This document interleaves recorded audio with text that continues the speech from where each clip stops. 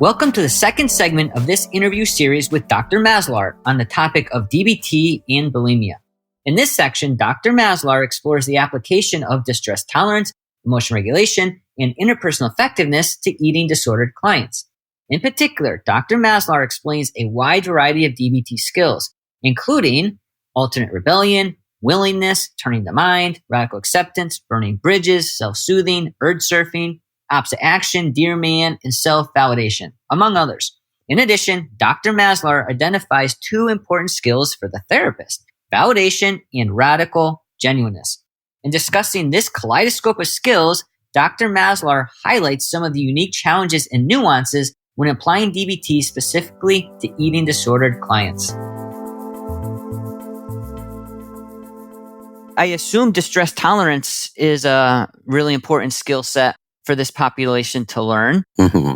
So how do you apply distress tolerance skills, and what particular skills really work well for this population? Maybe just to kind of address the last question first, it's impossible really with any certainty to tell in advance which skills will be helpful to which person, regardless of their specific diagnosis or problem behaviors. And it's always a process of learning which skill, which strategies are going to be primary and which will be called upon when the primary ones fail. That being said, it's important to work on what are called the crisis survival skills. So the whole kind of thrust of crisis survival skills is the idea of don't make it worse. If you're in a crisis situation, there's something going on, there's been a problem at work, and it's after hours, and there's nothing you can do about the problem at work. And so until you go into work the next day, and you have to get yourself through that period where you are possibly intensely worried about what's going on at work without making the situation worse, like relapsing, getting into a binge. So there's the crisis survival skills.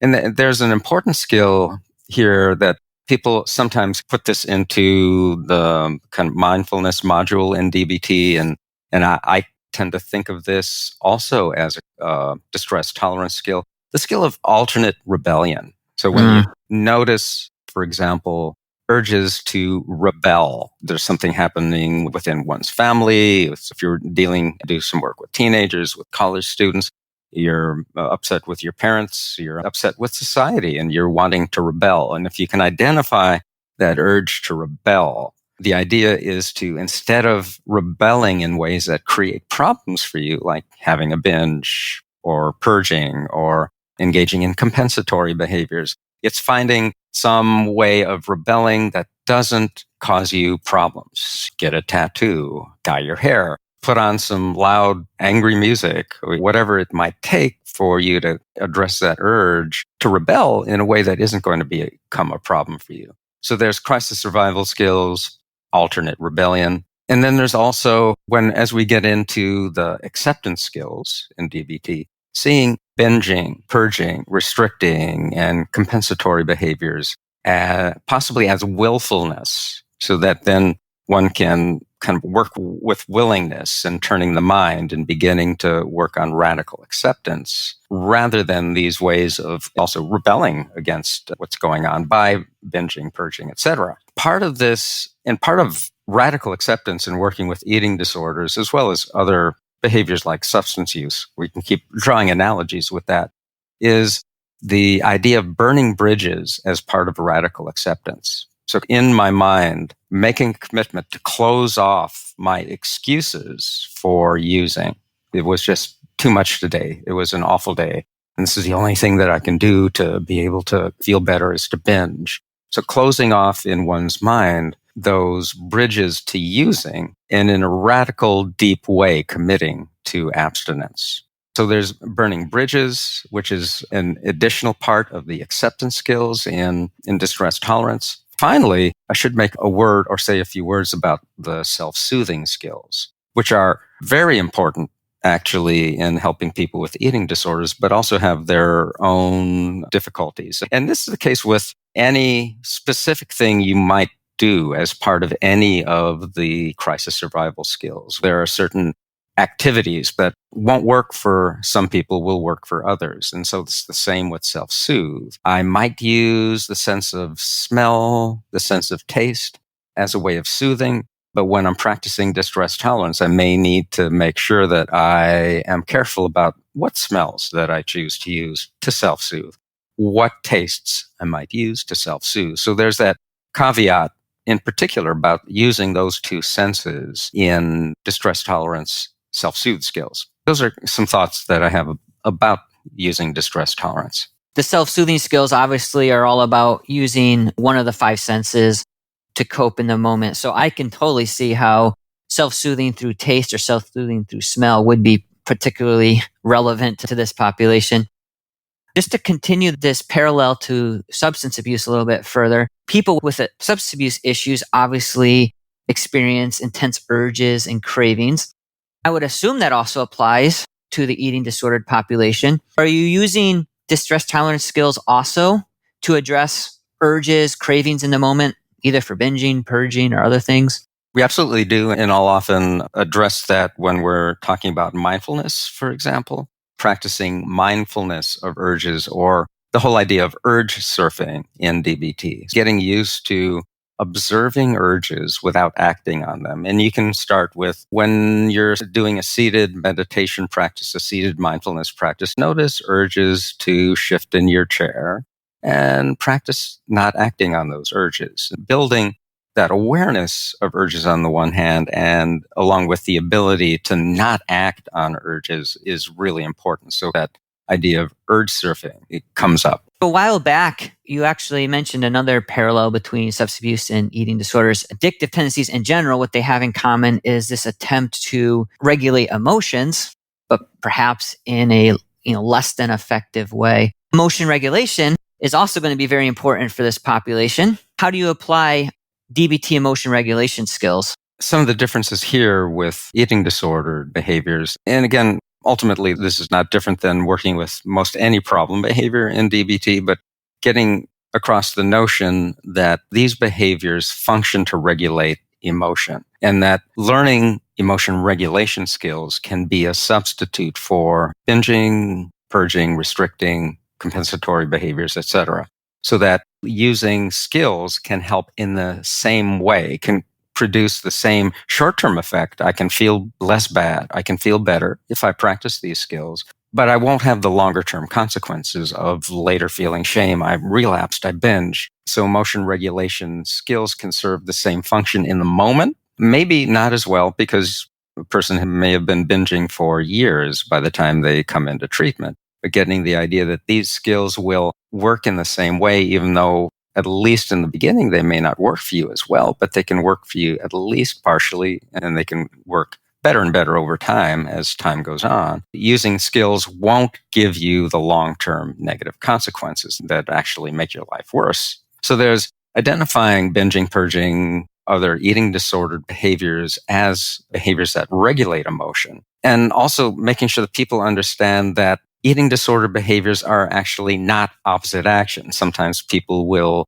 get the idea, because they regulate emotion, that they're the same thing as opposite action. And that idea can get in the way in therapy at some points. And it's actually seeing eating disordered behaviors not as opposite action, but they're actually part of acting on the urge that comes up with a painful emotion. That opposite action is what is called for in situations like that. That's fascinating. Even though binging and purging are opposites to each other, do they both have the same opposite action behavior, whether the urge is to binge or purge? That's a great question, because from a behavioral standpoint, from the standpoint of doing behavioral therapy, the behaviors have different forms, right? And what that means is that a binge looks and is a very different behavior on the surface from purging. The form is very different, but the function is the same. I'm really angry with my partner and I'm having urges to binge, so I binge and I regulate that anger. I don't feel as angry because I have just binged, I've numbed out. And then very shortly thereafter, I'm feeling full. I'm thinking about how I binged and I start to feel shame and I start to feel angry with myself. And then I purge, and that helps with that feeling of shame that I had binged. It can help with that feeling of anger at myself for having let myself slip. And so both of those behaviors serve to regulate emotion, even though they look very different. That's really interesting. So opposite action, or what I like to say sometimes is acting opposite. It's not necessarily acting opposite to the behavior itself at the surface level. It's more going in an opposite direction in a way that actually does meet the underlying need, but much more effectively. Yeah. And this is where a lot of confusion does come up with opposite action. So it's not opposite the behavior. It's not opposite the emotion, because fundamentally emotions are just different experiences that we have, and they're not really opposites per se, although we can think of them that way. Each emotion is just simply different from other emotions. It's understanding the urge that is connected with the emotion. And when you can understand the urge that's connected with the emotion, then you can act opposite the urge. And so it's all about identifying the urge that's connected to your emotion and acting opposite the urge. So I might have an urge to binge, and so I act opposite, or I have an urge to lash out, and so I act opposite that urge to lash out. Dr. Maslar, when we think of the eating disordered population, we don't necessarily always think of it as a disorder that primarily involves relationships, right? Not the same way as, say, reactive attachment disorder or a conduct disorder or oppositional defiant disorder or something like that. But I would imagine that eating disorders clearly do affect relationships. And so I would also assume that interpersonal effectiveness would be an important skill for this population. So what interpersonal effectiveness skills do you find particularly helpful? That's a good question. And again, like which specifically are most useful to any individual only kind of becomes clear after working with them. Keeping that in the back of one's mind, for many people with eating disorder problems, one of the prompting events can be some sort of interpersonal conflict. And so using interpersonal skills to actually address the conflict, to work with the problem in the relationship, to do problem solving with the problem in the relationship, rather than resorting to an eating disorder behavior, which just regulates the emotion, but doesn't really address the problem in the relationship. That just doesn't work very well in the long run, of course. As I would with virtually any problem, helping people to resolve as best they can problems in their relationships, to address them. That makes it less likely that they're going to experience negative emotions, painful emotions that then lead to urges to binge, etc. So there's addressing problems in relationships, which is helpful for anyone. And then with this population in particular, looking out for helping people to use the dear man skill, for example, to effectively say no to people who might be intentionally or unintentionally prompting eating more, overeating, that might prompt binge behaviors. So learning how to say no, like you would with any addictive looking behavior. And also the skill, for example, of asking for healthy portions of food. Many people will find it difficult to actually assert themselves in these kinds of ways. So being able to ask more effectively for what one wants so that one can get it. And then it can be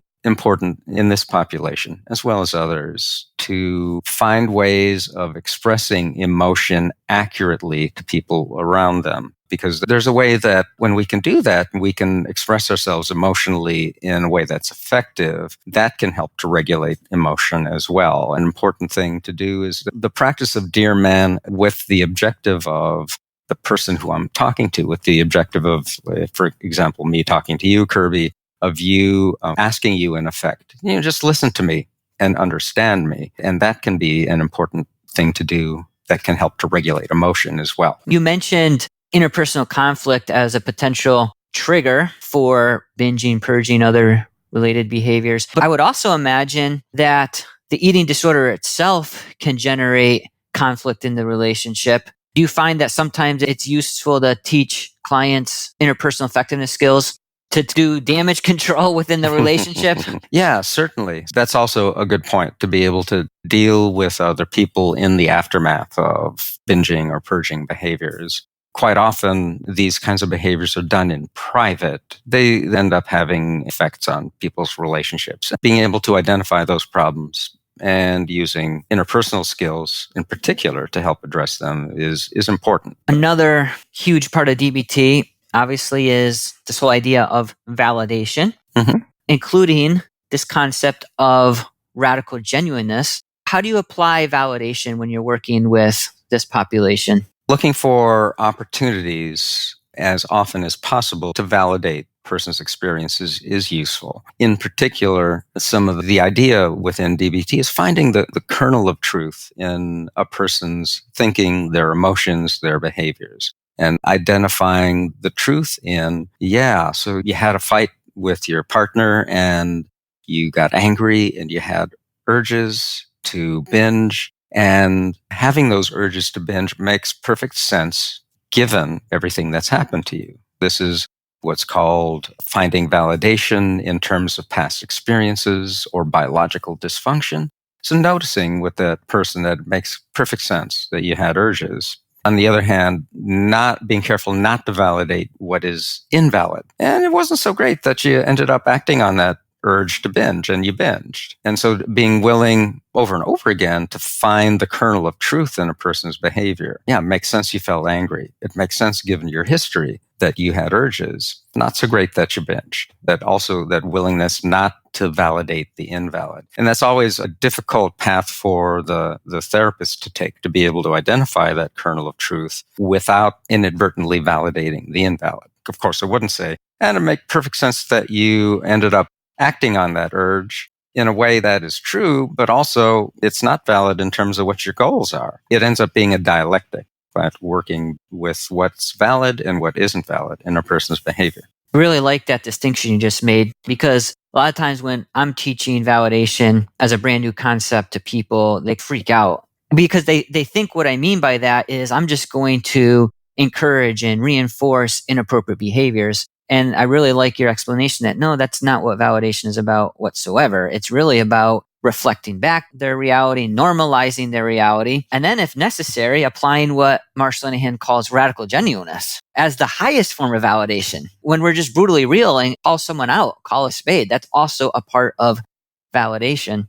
Yeah. Obviously, invalidation is a huge part of Marshall Linehan's biosocial model. She uses invalidation to explain how borderline personality disorder develops in the first place.